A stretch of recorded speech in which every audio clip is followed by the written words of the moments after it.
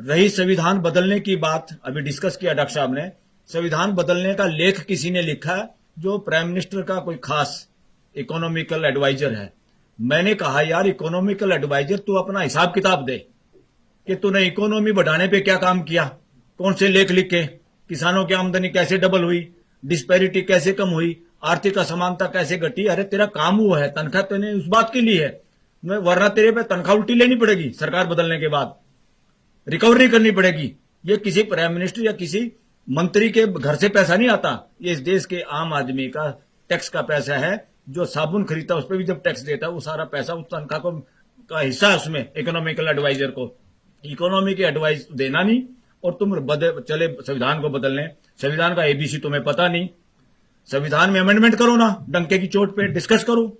और डिस्कस करना, अमेंडमेंट करना मेजोरिटी के आधार पर नहीं होता। घर में कोई सोचे ना कि हम 5 आदमी हैं, मियां बीबी और बड़ा बेटा साथ हैं, जो मर्जी घर में करें, 2 जो छोटे बच्चे ना वो लठ मारेंगे गिर के। क्योंकि you have to decide after consultation with all. घर के सब लोगों की सलाह जरूर लेनी होगी, बाद में आप वोटिंग करवा सकते हैं। Voting is not democracy, majority is not the name of democracy. सबसे पहले हर मुद्दे को देश के सामने, पूरी पार्लियामेंट के सामने सबको डिबेट में हिस्सा लेने का मौका दोगे। ये कैसा समय आ गया है, तुम माइक बंद करने लगे हो लोगों का। पूरा देश देखता है। ये बात उसमें नहीं जाते हम कौन पार्टी का राज है किसका नहीं है। देश में लगातार शासन मानसिकता बढ़ती जा रही है। उसका मतलब है जो आदमी एक बार बन जाता है वो सोचता मैं जो कह रहा हूं वही चलना चाहिए।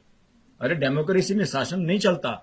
इंडियन कॉन्स्टिट्यूशन व्यवस्था की बात करता है, और व्यवस्था के लिए इन महापुरुषों का जो हमने आज वो किया है, ये व्यवस्था लाने के मोड में थे। ये लोगों के विचार थे कि हर आदमी को कैसे एम्पावर किया जाए, उसको भी इस देश के 140 करोड़ पारिवारिक मुद्दों में कैसे शामिल किया जाए, लगातार कैसे भागीदारी हो। रिजर्वेशन इस देश में सिस्टम में भागीदारी का नाम है, क्योंकि समाज के सभी अंग स्वस्थ तभी रहते हैं जब हर जगह खून की सप्लाई भी सही होती रही, ऑक्सीजन की सप्लाई होती रही। तो समाज के सभी वर्गों का प्रशासन में, शासन में, व्यवस्था में हिस्सेदारी होने से क्या है, पूरा देश उसमें अपनापन ढूंढता है और अपनेपन के साथ लोग सामूहिक तौर पर और इकट्ठे साथ साथ चलते हैं और ग्रोथ करते हैं। इसलिए रिजर्वेशन को खाली नौकरी का और ये टैलेंट से जुड़ा हुआ, कुछ लोगों ने देश में बहुत ये भ्रम फैलाया कि रिजर्वेशन में तो क्या है, पढ़े लिखों का हक मारा जाता है। जिसको रिजर्वेशन मिला या जिसको रिजर्वेशन भी नहीं मिला वो शिक्षा के नजदीक पहुंच गया किसी भी तरीके से। हर बच्चे ने, जिसको रिजर्व कैटेगरी भी कहते हैं लोग, उनके बच्चों ने वो कमाल किया कि वो जनरल कैटेगरी के बच्चों से भी ज्यादा नंबर लेके अब नौकरियां पाते हैं। इसे ये साबित हो गया कि ये भ्रम जो फैलाया जा रहा था समाज में कि रिजर्वेशन के सारे ही अच्छे पढ़े लिखे लोगों का या जो सही समझदार हैं इस देश में उनका हक मारा जा रहा है, ये नॉनसेंस, इससे बड़ी कोई नॉनसेंस नहीं थी और वो भ्रम दूर हो गया देश का। रिजर्वेशन एक भागीदारी है। अगर भागीदारी ट्रांसपेरेंसी के साथ वैसे ही हो जाए देश में तो किसी को रिजर्वेशन की क्या जरूरत है। ये रिजर्वेशन की मांग भी तब तक है क्योंकि समाज ये फील करता है कि पूरे समाज की भागीदारी नहीं है। घर में भी सबकी भागीदारी ना हो तो घर में भी झगड़ा होता है। तो भागीदारी सुनिश्चित करना का रास्ता रिजर्वेशन है। ये एक पॉजिटिव रास्ता है फिलहाल, जब तक समाज में वो ट्रांसपेरेंसी व उस तरह की व्यवस्था स्थापित नहीं हो जाती कि जब जो चाहे उसको ट्रांसपेरेंसी के आधार पे, योग्यता के आधार पे और सबकी भागीदारी हो, सब अपनापन फील कर सकें इस व्यवस्था में देश की, तब तक ये रिजर्वेशन एक बहुत बड़ा सही माध्यम और साधन है सभी की भागीदारी को सुनिश्चित करने का, जिसमें अभी भी गड़बड़ है। गड़बड़ इसलिए है क्योंकि अगर आप बैकवर्ड जिन लोगों को मानते हैं और उसके आधार पे, आर्थिक आधार पे या बैकवर्डनेस के आधार पे या सोशली बैकवर्डनेस के आधार पे रिजर्वेशन का जो प्रोविजन है कॉन्स्टिट्यूशन में, तो बैकवर्ड्स कितने लोग हैं वो भी पता होना चाहिए। इस देश में तो झगड़ा इसी बात का चल रहा है कि उनकी गिनती हो या ना हो। स्टेट गिनती कराना चाहते हैं, सेंटर कहते हैं तो हमारा अधिकार, हम कराएं या ना कराएं। इस तरह से ये सब साबित होता है कि देश में ट्रांसपेरेंसी नहीं, नीयत खराब है लोगों की और वो नीयत ठीक करने की जरूरत है। वो जिम्मेवारी उन लोगों की नहीं है खाली जिनको कुछ फायदा हो रहा है, उन लोगों का भी बोलने की ड्यूटी है। आज जिनको लगता है मुझे फायदा हो रहा है चुप रहूं, तो कल को उस बात का नुकसान उनको भी उठाना पड़ता है। जब रिजेंटमेंट होती है सोसाइटी में तो उसका नुकसान किस किस को होता किसी को पता नहीं। इसलिए हमेशा राइट बात के हक में खड़ा होने की duty, it is a fundamental duty of each and every citizen of India. अगर हम उस वक्त नहीं बोलते तो जब गलत कब समाज में होता है तब उसमें हमारी खुद की जिम्मेदारी होती है, किसी और की नहीं। लेजिस्लेचर जिसका काम है कानून बनाना संविधान के अनुरूप, कार्यपालिका जिसमें प्राइम मिनिस्टर से लेके he is the chief executive officer और सारे मंत्री और सारा नीचे की bureaucracy. Number third, judicial system, judiciary. अब हो क्या रहा है, पार्लियामेंट में जो लोग हैं उनके ध्यान में ये लगातार रहता नहीं, शायद उनको पता भी नहीं, बहुत सारे लोगों को उसमें मनन मंथन चलता नहीं। जिस हिसाब से जनप्रतिनिधि चुने जाते हैं उसमें जुगाड़ करके सारा काम हो रहा है पूरे हर पॉलिटिकल पार्टी में। किसके बदले में कौन जीत सकता है, कौन किस कास्ट के वोट ले सकता है, कौन किस जाति के वोट ले सकता है। इसलिए उसमें आदमी गलत सलत कुछ भी हो चलता है, और वो गलत सलत आदमी प्रतिनिधि चुन तो जाते हैं, हमारे यहाँ चुनाव का जो भी तरीका है नो प्रॉब्लम, मगर उनके जहन में इस देश के संविधान को पूरा तो उनको पता ही नहीं ज्यादातर को। मगर उनको प्रियम्बल भी अगर याद है कि हम इस काम के लिए आए हुए हैं, जो प्रियम्बल में प्रस्तावना में जो इंडियन कॉन्स्टिट्यूशन में लक्ष्य रखा हुआ पूरे देश के लिए, पूरे देश की जनता को क्या चाहिए, पूरे देश की जनता के लिए किस तरह की व्यवस्था चाहिए, उसमें सारे न्याय की, बंधुता की, इक्वलिटी की सारी बातें हैं। अब उसमें जुडिशरी पे भी क्वेश्चन मार्क है। वो क्या क्वेश्चन मार्क है? हाई कोर्ट और सुप्रीम कोर्ट को सुओ मोटो पावर है। लोगों के फंडामेंटल राइट की सुरक्षा की गारंटी देना और संविधान को बचाना इन लोगों का काम है। ये लोग कितना काम कर रहे हैं? मैं ओपन मन से इस बात को कहता हूं, बार बार अंदर सुप्रीम कोर्ट में भी कहता हूं, 5% काम किया है। इनके 100 में से 5 नंबर है अभी तक। 75-80 साल इस देश को आजाद हो गए हैं और ये जुडिशियल सिस्टम पहले से चला आ रहा है। रिट जुरिडिक्शन जितना इन लोगों के पास है, उसके बावजूद भी क्या हो रहा है, ये काम क्यों नहीं कर पा रहे? उस प्रियम्बल में जो लिखा हुआ उसके अनुरूप रिजल्ट क्यों नहीं हो रहा? देश में अनइक्वलिटी बढ़ी है कि कम हुई है? इक्वलिटी की हम बात करते हैं, भाईचारा ज्यादा हुआ या कम हुआ है? अरे लिटरेसी तो बढ़ गई, मगर बाकी चीजें कहां पहुंची? कर लिटरेसी का मीनिंग क्या है? लिटरेसी का मीनिंग क्या है? कबूतर ए एप्पल का मतलब नहीं है, या आपने ग्रेविटेशनल लॉ पढ़ लिया फिजिक्स से, आप बड़े भारी साइंटिस्ट हो गए या जज बन गए, आपको पता है संविधान की सारी धाराएं आपको याद है, इसका कोई मायने नहीं है। संविधान का ऑब्जेक्ट जो है, ऑब्जेक्टिव जो उसमें तय किए हुए हैं, वो कहां तक आपने अचीव किए हैं, आपकी जजमेंट ने अचीव किए हैं। आपकी जो जजमेंट आती हैं उससे भाईचारा बढ़ रहा है, इकोनॉमिकल इक्वलिटी बढ़ रही है क्या? इस तरह के क्वेश्चन मार्क अब जुडिशरी पे भी है, और एडवोकेट लोग वोकल हो रहे हैं। वोकल क्यों हो रहे हैं? जब तक एक नहीं बोलता दूसरे भी बोलते नहीं। वकील लोग भी इन बड़े बड़े शहरों में आके जो वकालत देश की स्टेटों की राजधानी और सुप्रीम कोर्ट देश की राजधानी में करते हैं, हम सब उसी चक्कर में अपने बच्चों को पढ़ाने में और किराए देने में और इस तरह के गाड़ी घोड़े के जुगाड़ करने में लगे रहते हैं। प्रियम्बल हम भी भूल जाते हैं कि हमारा काम क्या था, हम किस काम के लिए डिग्री लेके आए थे बड़े बड़े सपनों के साथ, हम उसमें कितने कामयाब हुए हैं, और हम क्या उस दमखम के साथ अपने केस को प्लीड कर पाते हैं क्या कोर्ट के जजेस के सामने, या फंक्शन में जब वो हमें मिलते हैं उनकी दुआ सलाम राम रमी के अलावा कुछ और भी उनके कानों में बोलते हैं कि नहीं बोलते हैं? तो अब क्वेश्चन मार्क, मैं क्योंकि लॉ का स्टूडेंट हूं, मैं जुडिशरी पे क्वेश्चन मार्क करता हूं, क्योंकि मैं पार्लियामेंट का मेंबर नहीं, हम कोई ब्यूरोक्रेसी में नहीं है, मंत्री संतरी नहीं है। हर वकील ये जुडिशरी से पूछे कि भाई 2 अंग खराब थे, जब लीवर किडनी खराब हो रही थी, अरे हर्ट तेरा क्या हाल हुआ, तू भी बैठ गया। तो इनको, हर जज को, हर सुप्रीम कोर्ट को और हाई कोर्ट को क्वेश्चन मार्क करना अब वकीलों का काम है। एक अकेला चीफ जस्टिस संविधान को लागू करने के जुगाड़ में है, कोशिश में है। वो चीफ जस्टिस चंद्रचूड़ के बारे में कहा, ओपनली अब लोग वोकल हो गए हैं जजों के बारे में, सुप्रीम कोर्ट के बारे में। और सुप्रीम कोर्ट में हमारे यहाँ क्या होता है, सुप्रीम कोर्ट में जज वो आते हैं कि किस हाई कोर्ट का जज का रिप्रेजेंटेशन नहीं है। तो हमने बल्कि जस्टिस गवई के सामने एक दिन प्रोग्राम में, डॉक्टर अंबेडकर का जन्मदिन की जयंती हमने मनाई थी सुप्रीम कोर्ट लॉन्च में, वहां ओपनली कहा था ये धंधा, गोरख धंधा बंद करो सर। बोले क्या कि जो जज है भाई, यहां पंजाब हरियाणा हाई कोर्ट का रिप्रेजेंटेशन नहीं है, अब ये बात छोड़ दो आप किस हाई कोर्ट का रिप्रेजेंटेशन है। अब इस बात का ध्यान रखो किस समाज के अंग का रिप्रेजेंटेशन नहीं है सुप्रीम कोर्ट में। ये गदर फंड नहीं चलेगा अब इस देश में। तो उसके लिए हम सबको वोकल होना पड़ेगा, इकट्ठे होना पड़ेगा।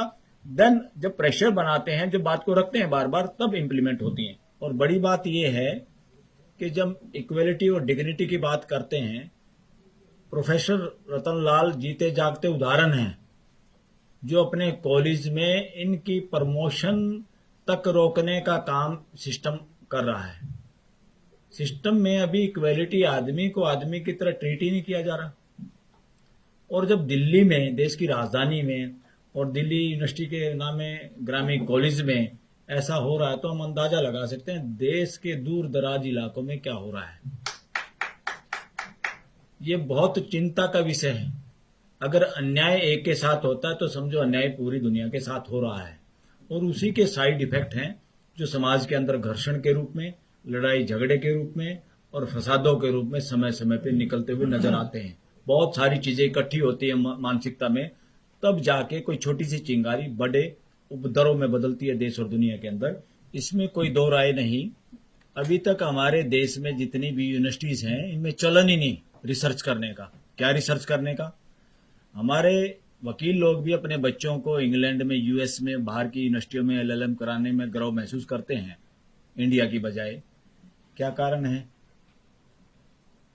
वहां पर यूनिवर्सिटीज में रिसर्च होती है, अपनी हाई कोर्ट और सुप्रीम कोर्ट की जजमेंट्स पे रिसर्च करते हैं प्रोफेसर, वो पब्लिश होती है और ओपन डिबेट होती है, बाहर आती है कि किस मुद्दे पे सुप्रीम कोर्ट के या किसी हाई कोर्ट के, विदेशों की बात कर रहा हूं मैं, कि जजमेंट में आपस में क्या गड़बड़ है, जो पर्टिकुलर लोगों के साथ उसने बिहेवियर रीजनिंग गलत दी और दूसरे में कुछ फेवर किया।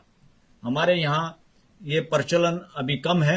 अदरवाइज तो बहुत सारी ऐसे जजमेंट हैं सुप्रीम कोर्ट के, हाई कोर्ट्स के, जिसको अगर ध्यान और रिसर्च किया जाए यूनिवर्सिटीज में, ये पाएंगे कि गरीब तबका जो है उसके साथ उन्हीं जजों ने या उन्हीं कोर्टों ने के फैसले कुछ अलग हैं, और जो प्रभावी लोग हैं उसी मुद्दे पे, उन्हीं पॉइंट्स पे, उसी लॉ पे, उसी धारा में जजमेंट्स अलग हैं। वो बस ऐसे हैंडल घुमा देते जैसे गाड़ी का हैंडल मोगा है, राइट और लेफ्ट हो गए, लोगों को पता नहीं चलता।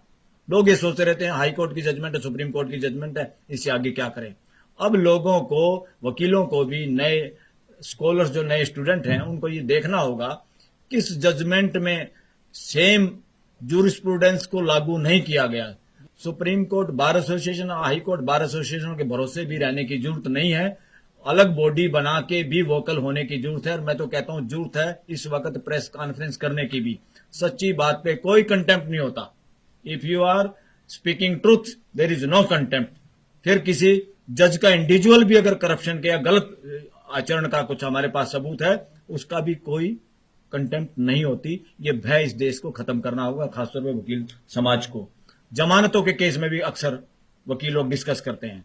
गरीब गुरबे या जिनको कमजोर जातियां समझते हैं लोग, उनके लोग जेलों में ज्यादा हैं और लंबे समय तक पड़े रहते हैं, उनको जमानत नहीं मिलती, सुप्रीम कोर्ट तक भी डिसमिस हो जाती है। और जो प्रभावी लोग हैं उनकी जमानतें भी अगर देखेंगे कि उन्होंने कितने समय में जमानत मिली, कितने वक्त वो जेल में रहे, ये रिसर्च का मुद्दा इस देश के लिए। डिस्क्रिमिनेशन आज प्रशासन में नहीं है, जुडिशियल लेवल पे भी हमें चेक करना है और उसको रोकना होगा। इसी का नाम है राइट टू एक्सप्रेशन, कि आदमी के जो विचार हैं या जो मन में है वो परिवार के सामने कह पाए और परिवार पेशेंस के साथ उसको सुन पाए, रिएक्शन ना करे, रिस्पॉन्स दे। यही राइट टू एक्सप्रेशन है। अब हो क्या रहा है, इस राइट टू एक्सप्रेशन के लिए हमने एक प्रोग्राम किया था कुछ दिन पहले। उससे पहले पूरे देश में ये स्थिति थी को खुल के बोलना ही नहीं चाह रहा था। अब ये सोचते हैं भाई खुल के कौन बोलेगा, खुल के कोई देश में सत्ता पक्ष विपक्ष ही नहीं बोलेगा, ये देश के आम लोग बोलेंगे। तो हमने एक राइट टू एक्सप्रेशन पर प्रोग्राम किया और उसमें सभी जो सुप्रीम कोर्ट के अंदर लाइसेंस शुदा पत्रकार बैठे हैं, टीवी के, इसके प्रिंट मीडिया के, सबको हमने निमंत्रण दिया। सब बड़े खुश हुए। अगले दिन मैंने कहा भाई कितने लोग आएंगे? उन्होंने कहा सर आएंगे हम सब लोग, हमें बोलने का भी मौका देना। मैंने कहा आप लोगों को 2 को मौका मिलेगा। तीसरे दिन मैंने कहा भाई वो 2 कौन बोलेंगे? वो सारे चुप। बोले जी हमें तो आना भी मुश्किल है। भाई क्यों आना मुश्किल है? क्यों हमें परमिशन लेनी पड़ती है अपने चैनल से, मीडिया हाउस से। हम नहीं, आप प्रोग्राम में भी आ सकते, मगर तुम छुप के आ जाना। बोला कोई फोटो ले लेगा, पता चल जाएगा वहां गए थे। तो ये पत्रकारों का हाल है इस देश के, जिनको कहते हैं लाइसेंस शुदा गुंगे लोग। उसका नाम है गोदी मीडिया। तो ये सिचुएशन है। अब बेचारे बच्चे आए थे कि पत्रकार बनेंगे, देश के सामने सारी बातें रखेंगे, वो अपनी रोजी रोटी के चक्कर में वो भी इसी तरह गूंगे हो गए जैसे मेजोरिटी ऑफ एडवोकेट हो गए। तो मेजोरिटी ऑफ एडवोकेट कहां बोल पाते हैं? हमारा काम बोलना है कि देश में कोई भी समस्या होती है, बार का मतलब क्या है? खाली मेंबरों के सुविधाओं के लिए नहीं। सुप्रीम कोर्ट की बार उस वक्त अगर ना खड़ी हो कि जब देश सुनना चाहता है कि वकील इस वक्त क्या बोल रहे हैं। सुप्रीम कोर्ट अगर अपने जजमेंट के जरिए नहीं बोलती, वो गूंगी अगर हो जाती है, तो सुप्रीम कोर्ट बार के लोगों को, मेंबरों को, एडवोकेट्स को बोलना चाहिए। अगर एससीबीए भी नहीं बोलती तो कुछ लोग ऑर्गेनाइजेशन बना के बोलें तो देश को राहत मिलती है कि कोई बोल रहा है। यहां से अगर आवाज आती है तो जो लोग दूसरे विंग हैं देश में, जुडिशियल हो, लेजिस्लेचर हो, चाहे कार्यपालिका के लोग हैं, सबका ध्यान जाता है। सुप्रीम कोर्ट के वकील बोलते हैं तो कि क्या बोला है। तो क्योंकि सुप्रीम कोर्ट कल 2-3 दिन पहले, 2-4 दिन पहले की बात है, कोई एक प्रोफेसर आ गया, शायद प्रोफेसर था, वो 370 में उसने हिस्सेदारी की। तो 370 में हिस्सेदारी के लिए उसने यहां कोई आ गया कोर्ट में, थोड़ी देर के लिए उसने आर्गुमेंट किए या कैसे अपीयर हुआ वो सुप्रीम कोर्ट में। अरे भाई कोई बात नहीं, 370 का मुकदमा है, कोई देश में जंग थोड़ा छिड़ रही है, कोई मुद्दा है सुप्रीम कोर्ट के आया, उसमें डिस्कशन थे। किसको डर है? क्यों डर है भाई? डर होता चोरों को, वरना कोई बात है, खुला उसमें संवाद होना चाहिए देश में। जब कोर्ट में है मुद्दा तो क्या दिक्कत है? तो पता चला जिस दिन वो बेचारा प्रोफेसर यहां अपीयर हुआ, अगले दिन उसको नौकरी से हटा दिया।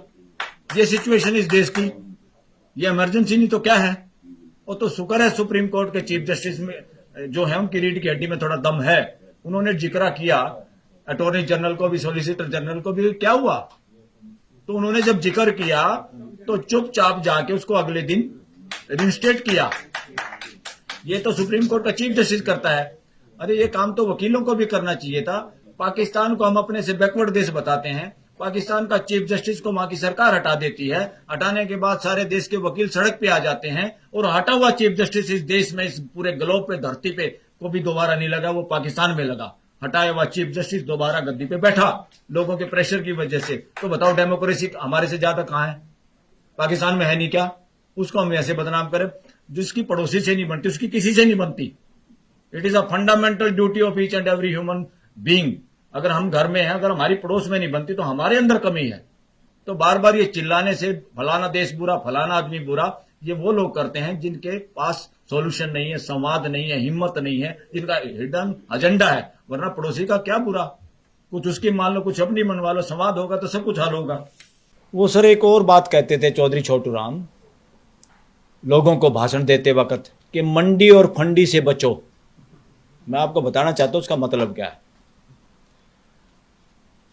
फंडी का मतलब उनका था जो आस्था के नाम पे आप लोगों को दास बनाते हैं, जो उसका लॉजिकल आंसर नहीं देते या उसके आंसर देने से भागते हैं। जो लोग ये कहते हैं जो हम कह रहे हैं वो मान लो, उनका नाम उन्होंने रखा, उस वर्ग का नाम रखा फंडी।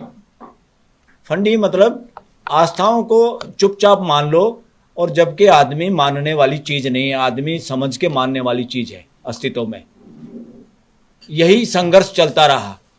उन्होंने एक बड़ी बात कही, और मेरा अपना निजी शोध ये है कि जहां जहां आस्थाएं लगातार जारी हैं, यानी फंड जारी है, यानी उस फंड को बढ़ावा देने वाले फंडी लोग अभी हैं, तो वहां पे मंडी हावी है, यानी कैपिटलिज्म हावी है।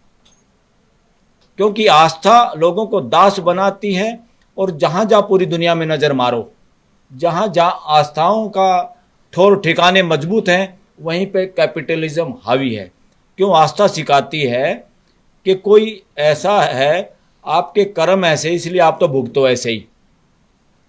वो बराबरी का दर्जा ही नहीं देने देती, बराबरी का कॉन्फिडेंस क्रिएट नहीं होने देती। आस्था इस बीमारी का नाम है। आस्था एक दास्ता है, और आस्था से जहां जहां आदमी निकलता है वो कैपिटलिज्म का मुकाबला करता है, यानी उसके बीमारी को भी समझता है। ये दोनों सिक्के के पहलू हैं, मंडी और फंडी, आस्था और कैपिटलिज्म। कैपिटलिज्म भी उसी तरह से है जैसे आस्था में है कि किसी की किस्मत अच्छी। तो कैपिटलिज्म वाले मानसिकता का भी यही है कि मेरे पैसे, मैंने पैसों से और पैसे कमा लिए और जितने मर्जी बना लूं, चाहे मैं अंबानी का फूफा बन जाऊं, पूरे देश की संपत्ति मेरे पास हो जाए, तुम क्या, तुम्हारे तो कर्म माड़े हैं। तो ये नॉनसेंस अब चलने वाली नहीं है, क्योंकि एग्जिस्टेंस में कोई भी नौकर और मालिक का रिश्ता ही नहीं है अस्तित्व में। हमने ही कहानियों में शेर को जंगल का राजा बना दिया, वरना बंदर तो बहुत बार उसकी बेइज्जती करता है और वो चुपचाप चलता हुआ नजर आता हमारे को। शेर, ये आदमी ने कहानियां गढ़ रखी हैं अपनी मानसिकता के अनुसार, क्योंकि उसकी मानसिकता जब शासन की होती है तो जंगल का शेर का भी शेर को मालिक बना देते हैं कहानी में। तो कहानी जानवरों की लागू इंसानों पे करना चाहते हैं, ये नहीं होगा। इसका वक्त आ गया है, समाज इससे आगे बढ़ेगा। और साथियों, एक और बात, हमारे कॉन्स्टिट्यूशन में आस्था की भी बात है और साथ में फंडामेंटल राइट की बात है। अरे फंडामेंटल राइट मेरा स्पीकिंग का, एक्सप्रेशन का है, तो मेरा ये कहना है कि फंडामेंटल राइट टू एक्सप्रेस बड़ा है तुम्हारी आस्था से। अगर तुम्हारी आस्था मेरी टांग बांधती है तो तुम्हारी आस्था को लात मारते हैं हम, तुम्हारे को जवाब देना पड़ेगा। तुम्हारी आस्था किस पे डिपेंड करती है, बताओ, प्रश्नों का उत्तर दो। आज मेरा बच्चा कुछ बात पूछता है, मेरा बच्चा पूछता है मेरे से, ये लाइव बात कर रहा हूं मैं अपने घर की, कि पापा गीता में तो ये लिखा है, श्री कृष्ण के मुख से ये कहलवाया गया है किताब में कि मैंने ही 4 वर्ण बनाए हैं, यानी ब्राह्मण, क्षत्रिय, वैश्य, शूद्र। बोला पापा SC ST तो अछूत थे, वो किसी वर्ण में नहीं आते, तो या तो कृष्ण झूठा या कृष्ण नकली, जवाब दो। और मैंने आंसर दिया, बेटा ये कृष्ण भी झूठा, ये गीता भी झूठी। क्योंकि जब या तो कृष्ण बेवकूफ नहीं हो सकता, इसका प्रश्न ये घर में चर्चा का विषय है, ये कोई आस्था के नाम पे चुप रहने की बात नहीं है। आप लोगों के चेहरों पर, जबान पर लगाम नहीं लगा सकते। आस्था बहुत छोटी चीज है हमारे फंडामेंटल राइट के आगे, और आस्था को हमने कुचलना होगा फंडामेंटल राइट टू एक्सप्रेशन के द्वारा, और देश और दुनिया को तभी आगे बढ़ पाएगी।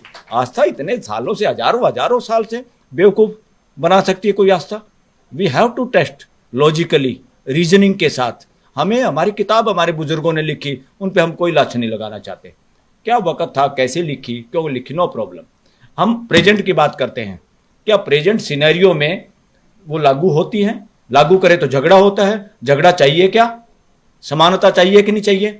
और हिसाब लेना पड़ेगा आस्थाओं से, रिलीजियस बुक से, रिलीजियस लीडर से, रिलीजियस स्थानों से, कि बताओ 700 करोड़ को जोड़ने के लिए तुमने क्या काम किया, क्या प्लान है तुम्हारे पास? 700 करोड़ लोग तुम्हारे इन घरों में घुस नहीं सकते, तुमने अलग अलग लोगों के लिए घर बना लिए। मानव जाति ऐसा नहीं चाहती। और साथियों, मानव जाति का एग्जिस्टेंस में अगर रिलीजन कोई है, वो एक व्यवस्था है, अस्तित्व में व्यवस्था है, सबके लिए, सब उसको समझ सकते हैं। हमें तो सिर्फ व्यवस्था, उस अस्तित्व की व्यवस्था के अनुरूप जीना भर है, इससे बड़ा कोई काम मानव जाति का नहीं है। अब व्यवस्था के अनुसार नहीं जी रहे, इसलिए तो पॉल्यूशन है, लड़ाई हो रही पॉलिटिकली। पूंजीपति राज्यसभा लोकसभा में पहुंच रहे हैं और उनको चाहिए जंगलों का अंदर दबी हुई खदानें। धरती माता का दूध पी के हम अपनी माँ का बड़े हुए हैं, और आज मैं ये कहने लगूं बुढ़ापे में, माँ बूढ़ी हो गई, माँ दूध तो अब तेरे पास है नहीं, जब तेरी किडनी खा लेते तेने मरना तो है ही। तो धरती के साथ वो सिचुएशन कर रही है मानव जाति, और ये सारी सुप्रीम कोर्ट और सारे ह्यूमन राइट कमीशन दुनिया के चुपचाप मुक्त दर्शक बन के खड़े हुए हैं, नकली हैं, रबड़ स्टैंप हैं, नाम के नौकरियां कर रहे हैं, नाम रख रखा है ह्यूमन कमीशन के चेयरमैन। ह्यूमन राइट को समझते नहीं, घर में ह्यूमन राइट को लागू नहीं करते। इस तरह के लोगों का कब्जा है, और कब्जा छुटवाना है सबको मिलके। और दोस्तों, किताबें इंसान लिखता है, इंसान किताबों से बड़ा है, किताबें इंसान को बंधक नहीं बना सकती। इसलिए उन पे चर्चा होना और उन पे क्वेश्चन रेज करना प्रेजेंट सिनेरियो में कोई बुरी बात नहीं है। उन पे क्वेश्चन ही ना रेज करें, फिर तो आप और हम इंसान हैं या तोते हैं, पिंजरे के तोते, के तोते की तरह बोलना आपको। बस यही है शासन मानसिकता, कि मैंने जो कह दिया उसको आप काट नहीं सकते। तो हमारे बुजुर्गों ने जो किताबें लिखी हैं, वो किताबें न केवल एक सेक्ट की है, एक धर्म की है। ये धर्म कुछ नहीं है, ये रिलीजन है, ये संप्रदाय है। धर्म एक व्यवस्था है जिसमें पूरी मानव जाति समाती है, वो धर्म है। ये सारे संप्रदाय, इनको धर्म भी मत कहा करो ना, इनको धर्म सोचो कि मेरा धर्म भ्रष्ट हो गया, उसका धर्म भ्रष्ट हो गया। कोई घंटे का धर्म भ्रष्ट नहीं हुआ किसी का। हाँ, बहुत जल्दी धर्म भ्रष्ट हो रहे हैं। धर्म भ्रष्ट नहीं हो रहे, मानसिकता भ्रष्ट हो रही है हमारी। धर्म कोई भ्रष्ट नहीं होता। साथियों, एक तो ये दोनों कंसेप्ट बिल्कुल गलत है, इनह्यूमेन है। रूल ऑफ लॉ या रूल ऑफ डेमोक्रेसी, रूल तो कतई मिटाना है। रूल तो बच्चा भी नहीं चाहता मां का रूल अपने ऊपर। ये एक व्यवस्था है म्यूचुअल सपोर्ट की, उपयोगिता पूरकता की, पूरा अस्तित्व वैसे ही काम करता है। तो रूल ऑफ लॉ नहीं चाहिए, सिस्टम ऑफ लॉ चाहिए। शासन नहीं चाहिए, व्यवस्था चाहिए। और ये मैं क्यों ऐसा जिक्र कर रहा हूं, विद इन 1 मंथ हम एक और सेमिनार करना चाह रहे हैं, बड़े जगह पे करेंगे, जिसमें सीधा आह्वान होगा पूरे देश को, अब शासन नहीं व्यवस्था चाहिए। अब शासन नहीं व्यवस्था चाहिए। डिग्निटी नहीं है, या डिग्निटी ऑफ लेबर ही नहीं देश में। बेड़ा गर्क हो गया देश का।